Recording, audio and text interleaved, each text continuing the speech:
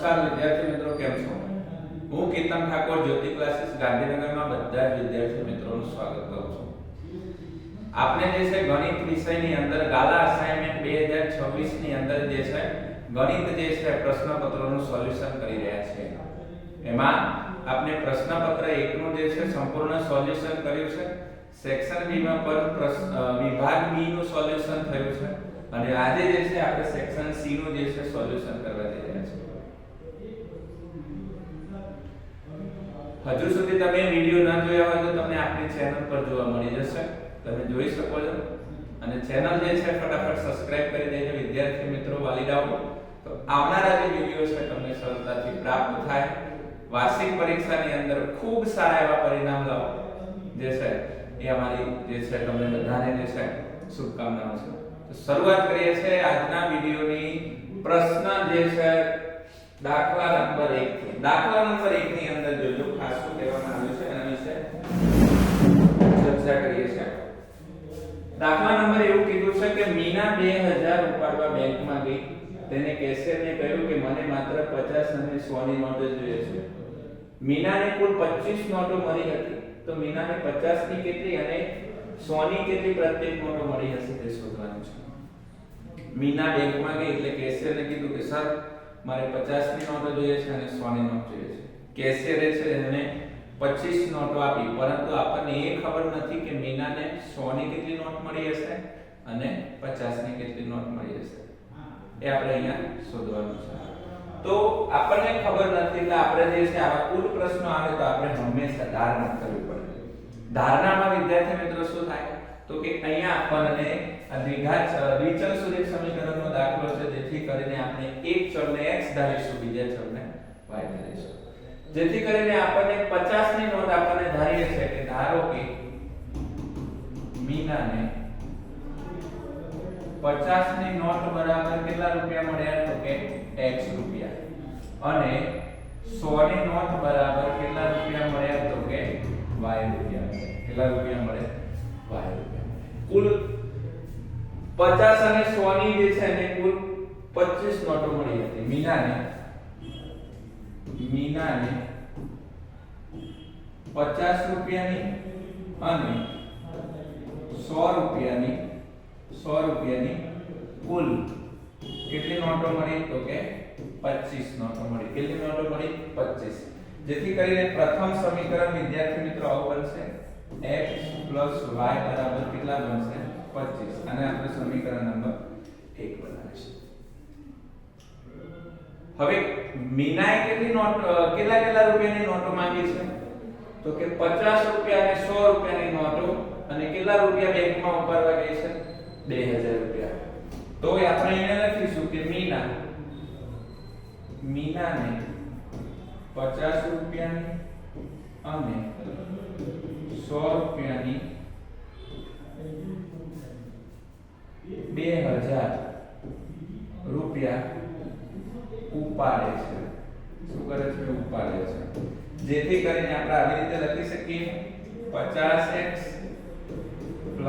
100y બરાબર કેટલા રૂપિયા થાય તો કે 2000. અને સમીકરણ નંબર 2. જ્યારે પણ આવી રીતનું કીધું અને એમાં તમને કીધું ન હોય કે કઈ રીતનો ઉપયોગ કરવાનો, લોકની રીતનો ઉપયોગ કરવાનો, આદેશનો ઉપયોગ કરવાનો, ત્યારે હંમેશા તમારા માટે સરળ જે રીત રહેશે એ લોકની રીત રહેશે. સમીકરણ 1 અને 2 ને અહીંયા આપણે જે છે લખીએ છીએ તો ખાસ જોજો. અહીંયા લખું છું x y બરાબર અહીંયા કેટલા લખું છું? 25 અને અહીંયા લખું છું 50x. શું લખું છું? 50x 100y બરાબર અહીંયા લખું છું 2000. હવે આનો જ્યારે લોપ કરવો હોય તો બે કન્ડિશન છે. લોપનો મતલબ કે સંખ્યાને દૂર કરવી. તો લોપ કરવો હોય તો બે કન્ડિશન હોવી જોઈએ. બંને ચલની કિંમત પહેલા તો કેવી હોવી જોઈએ? સરખી હોવી જોઈએ અને નિશાની કેવી હોવી જોઈએ? વિરુદ્ધ. અહીંયા જો ચલની કિંમત અહીંયા કઈ ના હોય તો 1 છે, અહીંયા 50 છે. અહીંયા ચલની કિંમત તમે જોઈ શકો છો 1 છે, અહીંયા 100 છે. હવે માની લો કે મારે લોપ કરવો છે તો પહેલા તો ચલની કિંમત સરખી કરે. જો માની લો કે મારે y ચલની કિંમત સરખી કરવી છે તો અહીંયા 1 છે એટલે 100 કરવા માટે મારે કેટલા વડે ગુણવું પડે? 100 વડે ગુણવું પડે. તો આખા સમીકરણને આપણે કેટલા વડે ગુણીશું? 100 વડે ગુણીશું. તો 100 વડે ગુણીએ તો આ રીતનું કંઈક થશે. શું થશે? તો કે 100x 100y બરાબર 25 ગુણ્યા 100. એટલે કે 100 ની તમારા જોડે 25 નોટો હોય તો કેટલી નોટો, કેટલા રૂપિયા થાય? 2500 રૂપિયા થાય. અને બીજે જે છે આપણે ઉપયોગ કરીએ છીએ નીચેનું એમને એમ લખીશું. નીચે લખીશું અહીંયા આપણે 50x 100y બરાબર અહીંયા લખીશું 2000. કેટલા લખીશું? 2000. હવે તમે નિશાની જુઓ. નિશાની કેવી છે બધાની? સરખી છે. તો નિશાની પણ બધાની ચેન્જ કરીશું. જેમ કે આ માઈનસ કરીશું, આ માઈનસ કરીશું, આ માઈનસ કરીશું. 100x માંથી 50x જાય એટલે કેટલા x વધે? 50x. આનો તો લોપ થઈ જશે અહીંયા કારણ કે આ પ્લસ અને આ માઈનસ થઈ ગયું એટલે લોપ થયો. અને 2500 માં 2000 જાય એટલે કેટલા વધે? 2500 માંથી 2000 જાય એટલે કેટલા વધે આપણા જોડે? તો કે 500. કેટલા વધે? 500. x ને હું કરતા બનાવું તો 500 ના છેદમાં કેટલા આવશે? 50. અહીંયાથી 0 0 ગયા, અહીંયા 50 વધે, અહીંયા 5 વધે તો 5 દાર 50. તો x ની કિંમત કેટલી મળી? 50. x ની કિંમત આપણે ક્યાં મૂકીશું? x ની કિંમત હંમેશા સહેલું સમીકરણ હોય એમાં મૂકવાનું. x ની કિંમત અહીંયા જો સમીકરણ એક ખૂબ સહેલું છે. તો x ની કિંમત સમીકરણ કેમાં મૂકીશું? સમીકરણ 1 માં મૂકતા. તો અહીંયા શું છે? x y બરાબર કેટલા છે? 25. x ની કિંમત અહીંયા કેટલા મળે? 5050. માફ કરજો, અહીંયા કેટલા છે? 5050. એનો મતલબ કે અહીંયા 10 આવે છે. તો અહીંયા જો x ની કિંમત આપણે અહીંયા કેટલા લખીશું? 10 y બરાબર 25. હું y ને અહીંયા રાખું તો પ્લસ આ બાજુ આવશે તો માઈનસ. તો 25 માંથી 10 જાય તો y ની કિંમત કેટલા મળે? 15. એનો મતલબ કે મીનાને 50 ની કેટલી નોટો મળે છે? મીનાને 50 ની કેટલી નોટો મળે છે? 50 આપણે શું ધાર્યું છે? તો કે x. 50 આપણે x ધાર્યું છે એટલે x બરાબર 10. તો 50 ની કેટલી નોટો મળે છે? તો કે 10. જ્યારે અહીંયા y એટલે આપણે 100 ની નોટો ધારી છે એટલે 100 ની નોટો કેટલી મળે છે? તો 100 ની નોટ આપણને કેટલી મળે છે? 15. બંનેની ટોટલ કરીએ એટલે આપણને 25 નોટ મળી જાય. આ રીતે જે છે દાખલાની ગણતરી કરજો. અને જો ન ખબર પડે તો એક વખત જે છે જાતે પણ પ્રયત્ન કરજો જેથી કરીને તમને ખ્યાલ આવે કે ગણતરી કેવી રીતે થાય. દાખલા નંબર જોઈએ છે આગળ. એમાં આપણને 39 નંબરનો દાખલો આપ્યો છે જેની અંદર દ્વિચલ સુરેખ સમીકરણનો ઉકેલ આદેશની રીતે મેળવો. જ્યારે આદેશની રીત આવો શબ્દ આપ્યો હોય તો હંમેશા આદેશની રીતથી શરૂઆત કરવાની. સમીકરણ જે છે અહીંયા છે 3x 5y બરાબર કેટલા છે? 21. આ સમીકરણ નંબર 1 છે. અને 2x 3y 14 અને સમીકરણ નંબર 2 કહું છું. સમીકરણ 1 અને સમીકરણ 2 માંથી તમે કોઈ પણ સમીકરણને જે છે તમારે સૌપ્રથમ શું બનાવવું પડશે? કર્તા બનાવવું પડશે. આપણે હંમેશા માઈનસ વાળા સમીકરણને કર્તા બનાવવાની કોશિશ કરવાની. તો પ્લસ માઈનસ માં કોઈ પણ પ્રકારની તકલીફ રહે નહીં. અહીંયા હું લખું છું સમીકરણ 2 ને કર્તા બનાવતા. સમીકરણ 2 ને કર્તા બનાવવું એટલે 2x 3y બરાબર કેટલા છે? 14. હવે તમારે કર્તા કોને બનાવવાનો છે નક્કી કરવાનો છે. x ને બનાવવાનો છે, y ને બનાવવાનો છે. જેમ કે અહીંયા હું x ને કર્તા બનાવું તો 2x છે. આ માઈનસ છે બરાબર ની આ બાજુ આવી જશે તો પ્લસ થઈ જશે એટલે 14 3y. હજુ જો x એકલો નથી એના જોડે 2 ગુણાયેલા છે. તો હું x ને કર્તા બનાવું તો 2 અંશમાંથી ક્યાં આવશે? છેદમાં. તો 14 3y ના છેદમાં કેટલા થશે? 2. આને સમીકરણ નંબર ક્યાં બનાવું છું? 3. હંમેશા સમીકરણ 3 ની કિંમત કર્તા બનાવી હોય એના સિવાયના સમીકરણમાં કિંમત મૂકવાની એટલે 1 માં મૂકવાની. તો 3 ની કિંમત સમીકરણ 3 3 ની કિંમત સમીકરણ 1 માં મૂકતા. તો સમીકરણ 1 માં મૂકીએ તો તમે જોજો સમીકરણ 1 કેવું છે તો કે 3x 5y બરાબર કેટલા છે 25. હવે શું થશે જોજો તો 3 એમને એમ લખીશું 3 x ની જગ્યાએ x ની કિંમત કેટલી મળી છે આપણને તો કે 14 3y ના છેદમાં 2. તો 14 3y ના છેદમાં 2 મળી છે. બાકીના જે પદ છે +5y ના છેદમાં 25 એમને એમ લખીશું. કેટલા લખીશું 25 એમને એમ લખીશું. કેટલા લખીશું એમને એમ લખીશું. હવે તમે ધ્યાનપૂર્વક જોજો અહીંયા શું થાય છે તો અહીંયા ઓકે અહીંયા 21 છે. કેટલા છે 21 છે. તો અહીંયા 21 લખીએ છે તો અહીંયા પણ કેટલા થઈ જશે ઓકે બી જગ્યાએ તકલીફ નથી અહીંયા 21 છે તો અહીંયા પણ 21 લખીશું. માફ કરજો વિદ્યાર્થી મિત્રો 21 છે એટલે અહીંયા પણ કેટલા લખીશું 21 છે. હવે શું થશે અહીંયા તો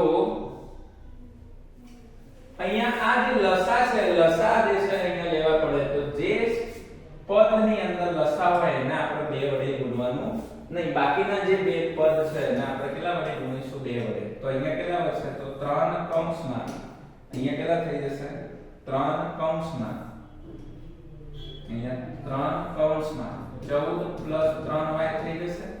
જો ના ખબર પડે તો એક સ્ટેપ એક્સ્ટ્રા લખી દઉં છું જોજો. અને બધા પદને કેટલા વડે ગુણી નાખવાનું 2 વડે ગુણી નાખવાનું 21 ગુણ્યા 2. તો અહીંયાથી જો 2 દૂર થશે તો આને દૂર છે ને આને દૂર છે તો 14 14 તરી 42 3 તરી 9y પ્લસ અહીંયા 5 દૂ 10y કેટલા થાય 10y કેટલા y થાય 10y બરાબર અહીંયા કેટલા લખીએ 21 દૂ 42. આ બંનેનો સરવાળો કરીએ તો 19y બરાબર 42 પ્લસ આ બાજુ આવશે તો માઈનસ થઈ જશે. કેટલા થઈ જશે માઈનસ. તો 19y બરાબર 42 માંથી 42 જાય તો 0 0 ના છેદમાં 19. કોઈ પણ સંખ્યાનો 0 સાથે ગુણાકાર કરો અથવા તો ભાગાકાર કરો હંમેશા જવાબ શું આવે 0 આવે. શું આવે 0 આવે. હવે ખાસ જોવાનું છે y ની કિંમત મળી ગઈ. હવે શેની કિંમત શોધવાની છે x ની. તો x ની કિંમત સોરી y ની કિંમત સમીકરણ નંબર શેમાં મૂકવાની છે 1 માં મૂકી આપણે 1 માં. તો સમીકરણ 1 કેવું છે તો કે 3x 5y બરાબર કેટલા છે તો કે 21. તો 3x 5y ની જગ્યાએ 0 બરાબર કેટલા થશે 21. કોઈ પણ સંખ્યાને 0 સાથે ગુણીએ તો જવાબ 0 આવે. જેથી કરીને અહીંયા 3x બરાબર 21 x ના કરતા બનાવો તો 21 ના છેદમાં 3 એટલે 3 સિત્તા 21. આપણને આ રીતે જે છે શેની કિંમત મળે છે તો x અને y ની કિંમત આદેશની રીતથી મળે છે. બરાબર અહીંયા મારાથી 25 લેવાઈ ગયા હતા માફ કરજો અહીંયા 21 હતા. આ રીતે એક સિમ્પલ સરસ મજાનો દાખલો હતો. એક વખત ફરીથી રિવાઇઝ કરીને દાખલાને જોજો જાતે ગણવાનો પ્રયત્ન કરજો. ત્યાર પછી આપણે જોઈએ છે સમાંતર શ્રેણી. જેમાં સમાંતર શ્રેણી છે 9 17 25 ના કેટલા પદોનો સરવાળો અહીંયા 636 થાય. કેટલા થાય 636. હવે આપણે લિસ્ટ કરવાનો પ્રયત્ન કરીએ તો a બરાબર કેટલા છે 9. પછી d બરાબર કરીએ તો a2 a1. a2 કેટલા છે 17 માંથી 9 જશે તો d બરાબર આપણને કેટલા મળશે તો કે 8 મળશે. કેટલા મળશે 8. પછી અહીંયા કીધું કે કેટલા પદો એટલે એનો મતલબ આપણને n ખબર નથી. શું ખબર નથી n ખબર નથી. અને અહીંયા Sn બરાબર આપણને કેટલા આપ્યા છે 636. તો અહીંયા આપણે મોટા પદનો ઉપયોગ કરીશું. મોટા પદનો ઉપયોગ કરીએ તો આપણે શું લખીએ છીએ સૂત્ર બોલો તો Sn બરાબર બોલો સૂત્ર થશે Sn બરાબર n/2 કૌંસમાં 2a plus n minus 1 into d. આ એનું સૂત્ર થશે ગુણ્યા d. હવે Sn આપણે આપ્યા છે 636 તો અહીંયા આપણે લખીશું 636 તો લખો 636 બરાબર n આપણને શોધવાનું છે 2 a ની કિંમત આપણને કેટલી આપી છે 9 પ્લસ n અહીંયા આપણને ખબર નથી અને d આપણને મળે છે 8.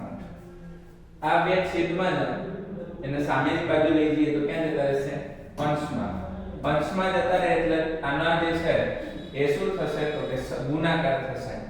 તો અહીંયા ગુણાકાર કરીએ તો કેટલા થઈ જાય 36 દુ કેટલા થઈ જાય 72 અને 6 દુ 12 એટલે 1200 ને કેટલા થયા 72 બરાબર n કૌંસમાં 9 દુ 18 પ્લસ આ 8 નો ગુણાકાર આખા કૌંસ જોડે થશે તો 8 ગુણ્યા 1 સોરી 8 ગુણ્યા n એટલે કેટલા થશે 8n માઈનસ કેટલા થશે 8.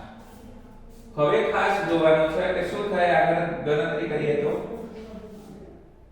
18 માંથી કેટલા કાઢી નાખવાના 8 એટલે અહીંયા 1272 બરાબર n કૌંસમાં કેટલા થશે 8n પ્લસ અહીંયા કેટલા લખવાના આપણે 10. જો 18 માંથી 8 ગયા તો 10 8n એમ લખ્યા. અહીંયા n નો ગુણાકાર 8n જોડે પણ થશે 10 જોડે પણ થશે. ખબર છે ને આવી બધી નાની બાબતો. તો અહીંયા હવે શું કરવાનું છે તો કે 8n નો શું થશે વર્ગ થશે પ્લસ n ગુણ્યા 10 એટલે કેટલા થશે 10n. આ પ્લસ બરાબર ની આ બાજુ આવી જાય તો માઈનસ થઈ જાય 1200 કેટલા થઈ જાય 72 થઈ જાય. કેટલા થઈ જાય 1272 થઈ ગયા. હવે તમે જોઈ શકો છો કે ત્રણેય સંખ્યા બેકી છે એટલે આપણે બધાના અડધા કરવા જઈએ તો કેટલા થશે તો કે આના અડધા કરીએ આના અડધા કરીએ આના અડધા કરીએ કારણ કે આગળ આપણે શું કરવાનું છે તો કે બહુપદી શોધવાની થાય. તો અહીંયા આપણે જોઈએ તો આના કેટલા થશે 4n નો વર્ગ થશે પ્લસ અહીંયા કેટલા થશે 5n માઈનસ આના અડધા કરીએ તો આપણને કેટલા મળી જાય તો કે 636 કેટલા મળી જાય 636.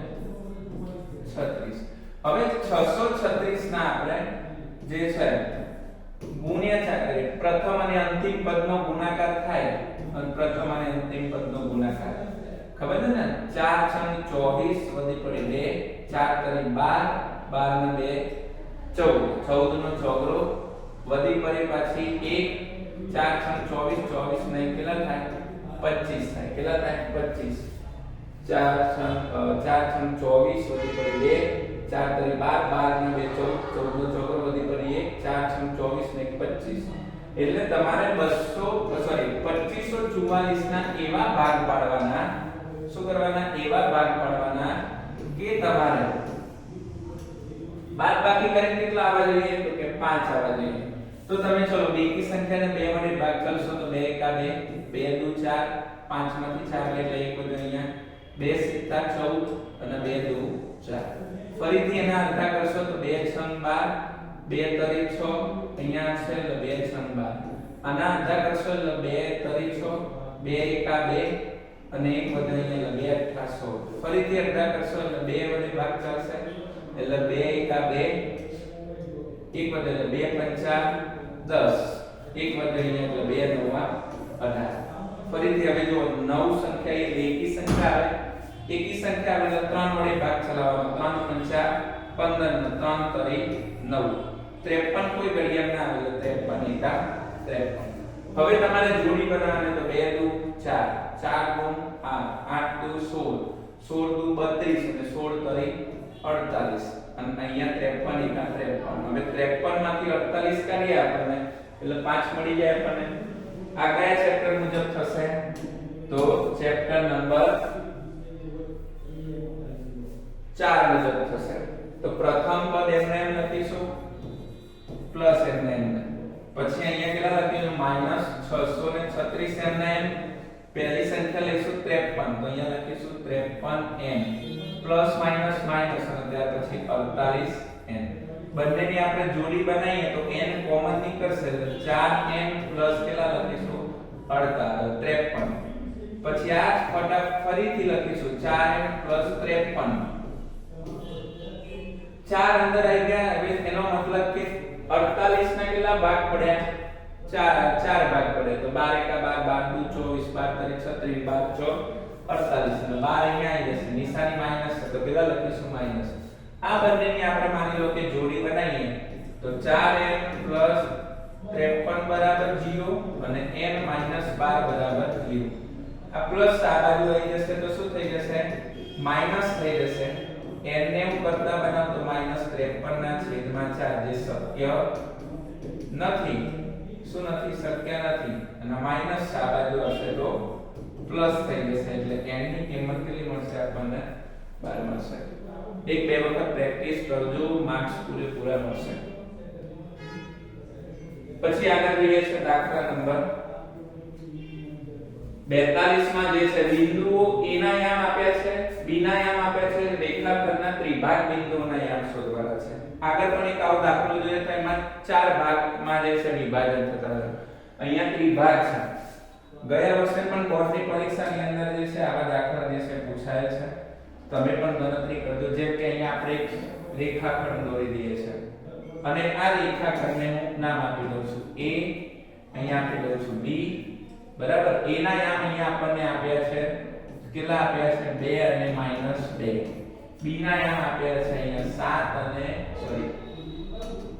-7 અને 4 અને 3 ભાગમાં બે વિભાજિત કરવાનો છે માની લો કે આ પહેલો ભાગ છે આ બીજો ભાગ છે 3 ભાગ થઈ ગયા હવે આ ભાગને એકલો રાખીએ જેમ કે આ એક ભાગ રાખીએ અને આ કેટલા ભાગ રાખીએ બે ભાગ રાખીએ ઓકે તો અહીંયા આપણને શું થશે x1 બરાબર કેટલા લખવાના અહીંયા ચલો હવે લિસ્ટ કરો x1 બરાબર અહીંયા આપણે કેટલા લખશું x1 બરાબર 2 y1 બરાબર -2 x2 બરાબર -7 y2 બરાબર 4 m1 એટલે એક ભાગ રાખીએ ગુણોત્તરનો એક ભાગ અને m2 એટલે ગુણોત્તરનો કેટલો ભાગ રાખીએ છે બે ભાગ અને આપણે હવે વિભાજનના સૂત્રના મદદથી આપણને દાખલો કરીશું બરાબર તો વિભાજનના મદદથી જે છે આપણને દાખલો કરીએ તો ab ના વિભાજન બરાબર જે છે આપણે અહીંયા લખીએ તો શું થાય mx mx ના છેદમાં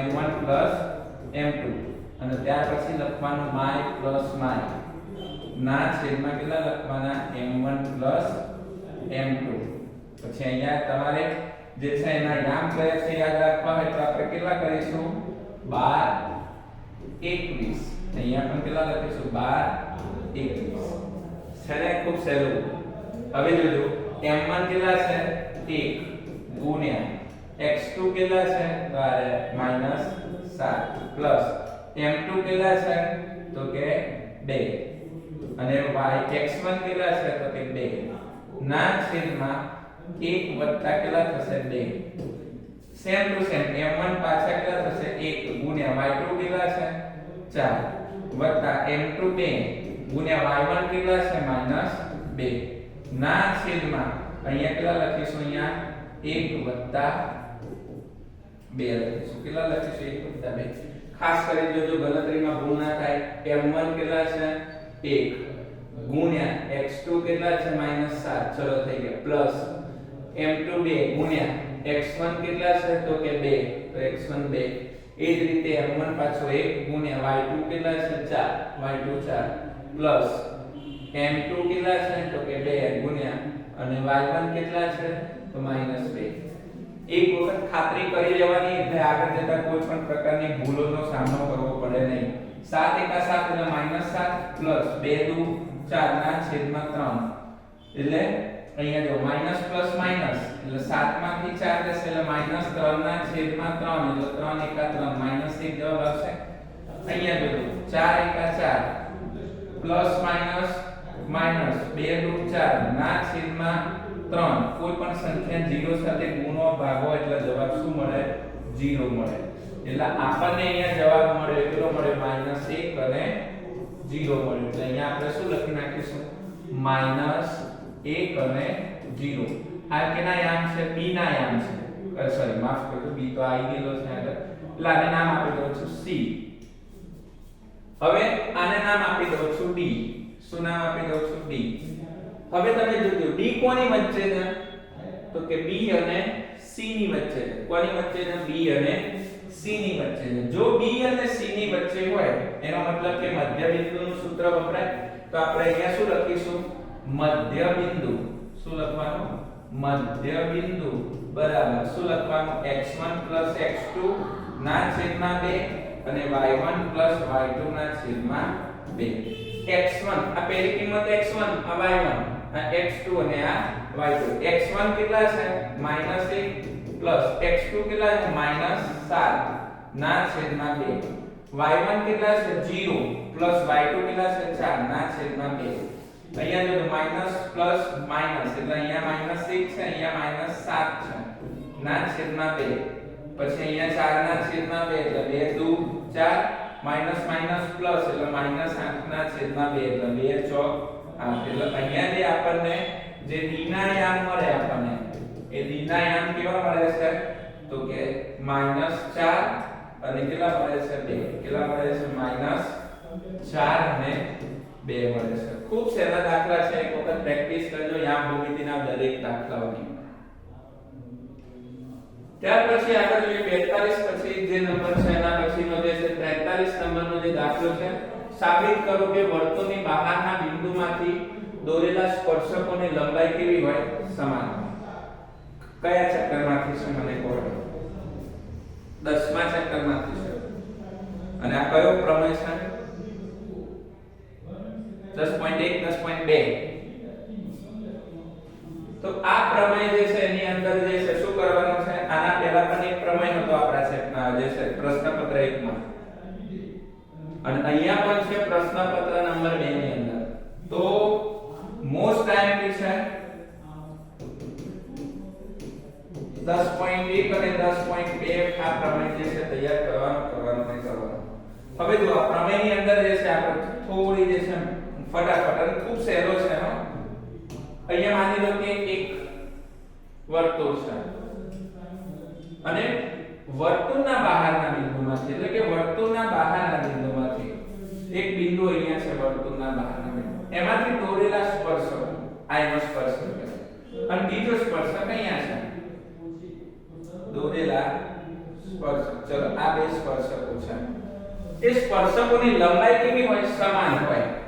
એટલે કે માની લો કે અહીંયા આપણે લખીએ છે આ છે બહારના બિંદુ P એમાંથી દોરેલ સ્પર્શક PA અને આને નામ આપી દઉં છું PB અને આ જે છે એ શું છે? વર્તુળનું કેન્દ્ર છે. શું છે? આ વર્તુળનું કેન્દ્ર છે. હવે જેથી વર્તુળનું કેન્દ્ર છે તો આ વર્તુળની શું થઈ ગઈ? ત્રિજ્યા થઈ ગઈ. શું થઈ ગઈ? ત્રિજ્યા. તો આ કેવા પ્રકારનો જે છે ચતુષ્કોણ ચાર ખૂણાવાળો શું બની જાય છે? તો કે ચતુષ્કોણ જેનો અહીંયા આપણે એક વિકર્ણ લઈએ છે અને આને નામ આપી દઉં છું O આપી દઉં છું. શું નામ આપી દઉં છું? O. હવે શું કીધું છે? જ્યારે પણ આ પ્રકારનું આવે તો હંમેશા શું લખવાનું? પક્ષ સાધ્ય અને સાબિતી. એક જ વસ્તુ પર ખાસ ફોકસ આપો. શું કીધું? સાબિત કરો કે વર્તુળના બહારના બિંદુમાંથી દોરેલા સ્પર્શકોની લંબાઈ આ સ્પર્શક એટલે કે આની અને આની લંબાઈ સમાન છે એવું સાબિત કરવાનું છે. એટલે અહીંયા આપણે શું લખવાનું છે? PA બરાબર શું છે? PB. PA બરાબર શું છે? PB. આ વસ્તુ આપણે સાબિત કરવાનું છે કે આ બંનેની લંબાઈ કેવી છે? સમાન છે. બરાબર. તો આપણે અહીંયા લખીએ છે તો કે O કેન્દ્રિત વર્તુળ. O કેન્દ્રિત વર્તુળ શું લખવાનું છે? O કેન્દ્રિત વર્તુળ નું કોઈ બહારનું બિંદુ P છે અને તેને સ્પર્શ બિંદુ અને તેના સ્પર્શ બિંદુ A અને B છે. આવી રીતે લખી શકો છો. બરાબર. એવું જરૂરી નથી કે ચોપડીમાં હોય એવું તમે લખો. હવે અહીંયા આપણને ધ્યાનપૂર્વક સમજો. અહીંયા મેં એક વિકર્ણ પસાર કર્યો જેથી કરીને હવે આ કેટલા ચતુષ્કોણની ત્રિકોણની અંદર વહેંચાઈ ગયું? બે ત્રિકોણની અંદર વહેંચાઈ ગયું. હવે તમે 9મા ધોરણમાં પણ આવી રીતના દાખલા ગણ્યા હશે, સાબિતીઓ મેળવી હશે. તો અહીંયા હું નામ આપી દઉં છું પહેલા ત્રિકોણના POA શું લખું છું ત્રિકોણ POA અને ત્રિકોણ POB ત્રિકોણ POB શું લખવાનું છે POB માટે વિચારતા શું કરવાનું છે વિચારતા આ રીતે લખી શકો છો હવે એના અનુરૂપ અંગો જે છે આપણે શું કરીશું સમાન છે કે નહીં એ સાબિત કરીશું તો હવે પહેલા ત્રિકોણની અંદર જુઓ જ્યાં સ્પર્શક જ્યાં સ્પર્શ બિંદુ સ્પર્શે હંમેશા ત્યાં શું બને 90 અંશનો ખૂણો બને એટલે કાટખૂણો બને છે શું બને છે કાટખૂણો એની સામેની બાજુ હંમેશા શું હોય કર્ણ હોય અને આ વર્તુળની ત્રિજ્યાઓ છે એ હંમેશા શું હોય સમાન એટલે અહીંયા OA બરાબર શું લખું છું OB શું લખું છું OA બરાબર શું લખું છું OB તો અહીંયા લખું છું વર્તુળની ત્રિજ્યા શું લખવાનું છે વર્તુળની ત્રિજ્યા પછી બીજું લખું છું PAO ખૂણો POA બરાબર શું લખું છું POA બરાબર PBO શું લખવાનું છે ખૂણો PB અહીંયા PAO શું છે PAO સોરી ખૂણો PAO અને PBO આ શું છે તો કે ખૂણો છે કાટખૂણો શું છે કાટખૂણો આ રીતે લખો કઈ વાંધો નથી અને બંનેમાં સામાન્ય હોય શું છે તો કે OP બરાબર શું લખી નાખવાનું OP બંનેમાં સામાન્ય બાજુ છે OP બરાબર OP બસ પ્રમેય પૂરો શું છે આ સામાન્ય બાજુ છે સામાન્ય બાજુ કઈ શરત લાગુ પડે કાટખૂણો હોય તો કે કાકબા શરત મુજબ કઈ શરત મુજબ કાકબા શરત મુજબ સાબિત થાય છે કે બે ત્રિકોણો જે આપણે વિચાર્યા હતા કયા ત્રિકોણ હતા તો કે ત્રિકોણ POA એકરૂપ ત્રિકોણ POB છે જેથી કરીને માટે PA બરાબર શું થઈ જશે PA બરાબર PB કૌંસમાં લખી નાખવાનું CP CP તમને એમ થાય કે CP CP શું છે તો એનો થાય કોરસ્પોન્ડિંગ કોંગ્રુએન્ટ ટ્રાયેંગલ એટલે કે કોઈ પણ ત્રિકોણના અનુરૂપ અંગો સમાન હોય તો બાકીના અનુરૂપ અંગો પણ કેવા હશે સમાન હશે તેવું સાબિત થાય છે ત્યાર પછી આગળ જોઈએ આની અંદર દાખલા નંબર 9 જોઈએ છે જેમાં 44 જે છે એની અંદર શું કીધું છે તો કે AB એ P કેન્દ્રિત વર્તુળનો સ્પર્શક છે જ્યાં B એ સ્પર્શ બિંદુ છે P એ વર્તુળને C બિંદુમાં છેદે છે જો AB બરાબર 15 હોય અને AC બરાબર 9 હોય તો વર્તુળની ત્રિજ્યા શોધવાની છે શું શોધવાની છે વર્તુળની ત્રિજ્યા પહેલા તો આ ચેપ્ટર માંથી દાખલો છે 10મા ચેપ્ટર માંથી એટલે જ કહું છું 10.1 10.2 પ્રમેય તૈયાર કરી નાખવાનો બેમાંથી એક હોઈ શકે છે અને ત્યાર પછી જે છે આ દાખલા તૈયાર કરી દેવાના જેમાંથી આ હશે માની લો કે આ વર્તુળ છે શું છે વર્તુળ છે હવે આગળ જે કીધું એ પ્રમાણે આગળ વધીએ એ વર્તુળ P કેન્દ્રિત છે AB વર્તુળનો સ્પર્શક છે એટલે માની લો કે આ સ્પર્શક છે શું છે સ્પર્શક છે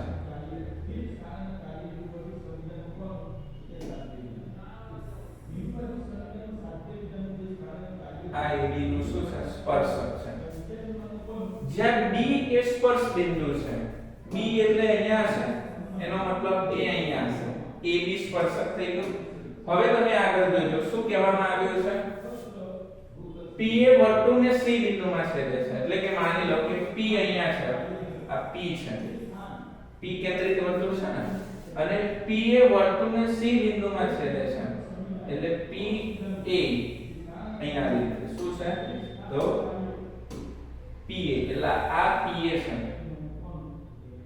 PA એ અહીંયા ક્યાં છેદે છે તો અહીંયા C બિંદુમાં છેદે છે તો AB ની જે લંબાઈ છે કેટલી હોય 15 હોય અને AC AC એટલે આખા કર્ણની વાત નથી કરી, ખાલી AC ની, એટલે કે આની લંબાઈ કેટલી છે તો કે 9 આપી છે. એનો મતલબ કે આપણને જે વર્તુળની આ ત્રિજ્યા AC અને વર્તુળની આ ત્રિજ્યા PB, આ બંને ત્રિજ્યાઓ જે છે શોધવાનું છે. હવે ત્રિજ્યાને માની લો કે r કહેવામાં આવે, તો આ ત્રિજ્યાને આપણે r કહીશું, તો PA નું માપ થઈ જશે, એ શું થઈ જશે, PA બરાબર અહીંયા આપણે લખીએ, PA બરાબર અહીંયા આપણે લખીએ છે શું છે તો કે r + 9 થાય. પછી બીજી વાત કરીએ, AB બરાબર કેટલા આપ્યા છે તો કે 15 અને AC બરાબર કેટલા આપ્યા છે 9. જો કાટકોણ ત્રિકોણને અહીંયા જો વાત કરીએ તો P એટલે કર્ણનો વર્ગ શું છે PA, તો PA નો વર્ગ બરાબર PB નો વર્ગ શું છે PB નો વર્ગ વત્તા AB નો વર્ગ શું છે AB નો વર્ગ. PA એટલે કોણ છે આ રાઈટ શું છે r + 9 એનો વર્ગ. PB એટલે કોણ છે તો PB આપણે શોધવાનું છે, તો અહીંયા શું લખવાનું છે PB એટલે r નો વર્ગ થશે શું થશે r, અને AB એટલે કેટલા છે 15 નો વર્ગ થશે. કેટલો વર્ગ થશે 15 નો વર્ગ થશે. 15 નો જો વર્ગ કરીએ આપણે શું છે 15 નો વર્ગ કરીએ આપણે તો 15 નો વર્ગ કેટલો થાય 25. કેટલા થાય 25, કેટલા થાય 25, તો અહીંયા લખીશું 225. કેટલા લખીશું 225 પ્લસ r નો વર્ગ એમ લખીશું. અહીંયા નિર્દેશકનો ઉપયોગ થશે એટલે r નો વર્ગ વત્તા 9 * 18, 18 ગુણ્યા r એટલે કેટલા થશે 18 r લખીશું. કેટલા લખીશું 18 r લખીશું પ્લસ અહીંયા કેટલા લખવાના છે 81 લખીશું. કેટલા લખીશું 81 લખીશું. હવે શું થશે તો કે અહીંયા બંને બાજુ જે છે r શું થઈ જશે દૂર થઈ જશે. શું થશે r દૂર થશે, r નો વર્ગ અને r નો વર્ગ દૂર થશે, અને અહીંયા r શું છે 18 r બરાબર પ્લસ r બરાબર અહીંયા બાજુ આવી જશે તો માઈનસ, તો 225 માઈનસ કેટલા લખવાના છે 81. હવે આને કરતા બનાવીશ અથવા તો તમે અહીંયા જોજો 18 r બરાબર 225 માંથી આપણને કેટલા કાઢવાના છે 81 કાઢવાના છે, તો કેટલા થશે 144. x ના કરતા બનાવો તો 144 ના છેદમાં કેટલા થાય 18 થાય. જે પણ જવાબ આવે તમારે જે છે અહીંયા શું કરવાનું છે તો કે ફાઇન્ડ આઉટ કરવાનું છે. 18 થાય 144, 18 162 અને 18180, તો જવાબ અહીંયા આપણને 8 મળશે. કેટલો મળશે 8. સેમી હોય તો સેમી જે પણ હોય લખીશું. શું લખ્યું છે AB બરાબર 8 BC બરાબર સેમી. ચલો સેમી થઈ ગયો. તમને r ની ત્રિજ્યા મળી ગઈ. શું મળી ગયું x. ઓકે સોરી અહીંયા કેટલા છે x નથી, દરેક વખત જે છે x આવતું હોય છે એટલે અહીંયા ભૂલ થાય છે. ચલો આગળ નહીં થાય એની ખાતરી આપું છું. ચલો અહીંયા r થઈ ગયા. r બરાબર કેટલા સેમી છે 8 સેમી છે. નવા દાખલાની અંદર જોઈએ. નવા દાખલાની અંદર આપણને એક દાખલા જે છે આની અંદર અહીંયા આપણે થોડો એક એક્સ્ટ્રા લઈ લઈએ છે, અને એની અંદર શું પૂછ્યું છે કે આપણને એક કોષ્ટક આપ્યું છે. એ કોષ્ટકની અંદર જુદા જુદા પ્રકારની શું આપ્યું છે તો કે કિંમતો આપી છે. જેમ કે આ કોષ્ટક છે તો આ કોષ્ટકની અંદર આપણને શું આપ્યું છે કિંમત આપી છે. શું આપ્યું છે કિંમત. ચલો આ કોષ્ટકમાં આપણે કિંમત જે છે ફાઇન્ડ આઉટ કરીએ છીએ. ઓકે ચલો કિંમત આપી છે માસિક વપરાશ. શું લખવાનું છે માસિક વપરાશ.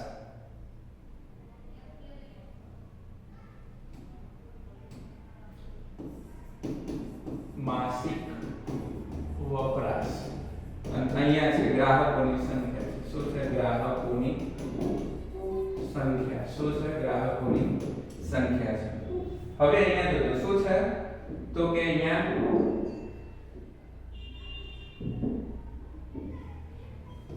આપણે જે છે કિંમતો આપણે આપી દઈએ. અહીંયા પ્રથમ કિંમત આવશે, અહીંયા બીજી કિંમત આવશે, અહીંયા ત્રીજી કિંમત આવશે, અહીંયા ચોથી કિંમત આવશે, અહીંયા પાંચમી કિંમત આવશે અને અહીંયા સાતમી કિંમત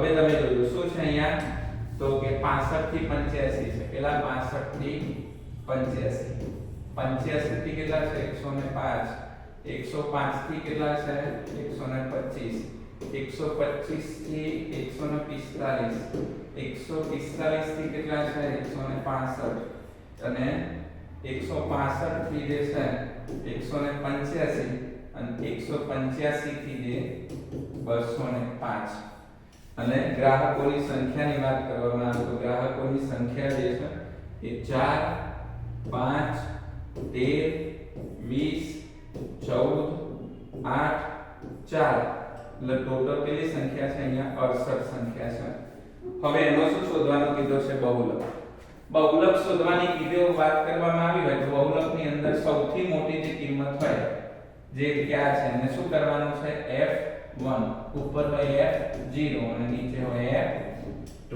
હવે આપણે જો આની ગણતરી કરીએ તો ગણતરીની અંદર હવે તમને બધાને આવડે છે તમારે સંભાવના અને આંકડાશાસ્ત્ર પ્લસ 10.1 10.2 પ્રમેય અને 6.1 6.2 પ્રમેય કમ્પ્લીટ તમને આવડતા હોવા જોઈએ પાસ થવા માટે આ ખૂબ જરૂરી છે શરૂઆત કરીએ તો બહુલકની અંદર તો આપણે લખીએ છીએ બહુલક બરાબર શું લખીએ છીએ l પ્લસ શું લખવાનું છે f1 f0 ના છેદમાં 2f1 f0 f2 ગુણ્યા અહીંયા કેટલા લખીશું h l કેટલા મળે છે તો અહીંયા જેને આપણે જે છે આને કૌંસમાં રાખીએ તો કેટલા છે 125 તો અહીંયા લખું છું 125 પ્લસ f1 કેટલા છે 20 20 માંથી કેટલા જશે 13 ના છેદમાં 2f1 એટલે f1 ના બે ગણા f1 એટલે બે ગણાના કરીએ તો કેટલા થઈ જાય 40 f0 13 અને f2 છે 14 ગુણ્યા વર્ગ લંબાઈ કેટલી છે 20 ની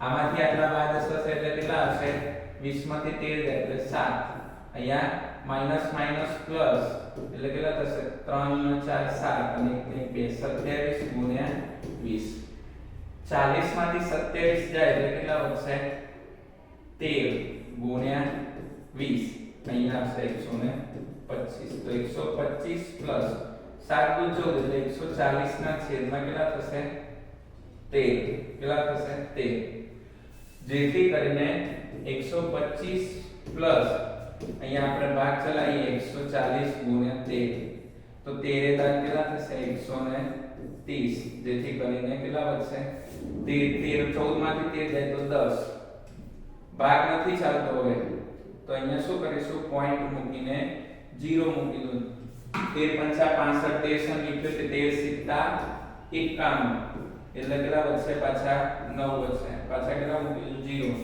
13 5 13 78 13 કેટલા થશે 78 કેટલા થશે 78 જેથી કરીને અહીંયા આપણે અહીંયા સુધી ઇનફ રાખી દેવાનું તો 10 પોઈન્ટ કેટલા થશે 76 જેથી કરીને બહુલક બરાબર 135 પોઈન્ટ કેટલા થશે 76 આ શું મળી ગયું આપણને બહુલક મળી ગયું શું મળી ગયું બહુલક મળી ગયું આ રીતે જે છે આપણે બહુલકની શું કરીશું ગણતરી કરીશું કેવી રીતે ગણતરી કરીશું આ રીતે છે બહુલક એકદમ સિમ્પલ અને સહેલો દાખલો છે જેમાં બધા જ વિદ્યાર્થીઓને આને પૂરા માર્ક્સ આવવા જોઈએ બહુલકની અંદર શું બહુલકની અંદર 135.76 હવે એના પછીનો જે છે દાખલો જોઈએ ચલો એક ગલ્લાની અંદર 50 પૈસાના સિક્કા કેટલા હતા તો 50 પૈસાના 100 સિક્કા તો અહીંયા આપણે લખીએ છે 50 પૈસાના 100 સિક્કા પછી 1 રૂપિયાના 50 સિક્કા તો 1 રૂપિયાના કેટલા સિક્કાના 50 પછી 2 રૂપિયાના 20 તો અહીંયા લખું છું 2 રૂપિયા બરાબર 20 અને 5 રૂપિયાના 10 અહીંયા 5 રૂપિયાના કેટલા લખવાના છે 10 એટલે આપણને ટોટલ જે સિક્કા મળશે 5 * 7 = 8 અને અહીંયા 180 તો જે કુલ સિક્કા બરાબર કેટલા મળે છે 180 એનો મતલબ કુલ પરિણામ આપણને અહીંયા મળી ગયું છે હવે શોધવાનું શું કીધું છે એના ઉપર જે છે આપણે ફોકસ કરીશું શોધવાની અહીંયા આપણને વાત કરવામાં આવી છે તો કે 50 પૈસાનો સિક્કો હોય કેટલાનો સિક્કો હોય 50 પૈસાનો 50 પહેલી ઘટના છે 50 પૈસાનો તો 50 પૈસાનો સિક્કો. તો એવા પરિણામ કેટલા છે? 50 પૈસાનો સિક્કો આ રહ્યા. કેટલા લખવાના છે? 100. કેટલા લખવાના છે? 100. જેથી કરીને P of A બરાબર શું લખીશું? P of A બરાબર ઘટના પરિણામ અને છેદમાં કુલ પરિણામ.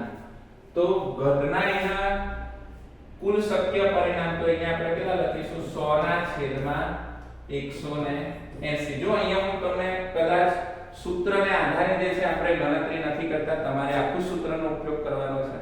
આ તો વિડિયો ખૂબ લાંબો થઈ જાય એના માટે હું તમને અહીંયા લખું છું. બાકી તમારે લખવાનું છે P of A બરાબર ઘટના એના શક્ય તમામ પરિણામના છેદમાં કુલ શક્ય પરિણામ.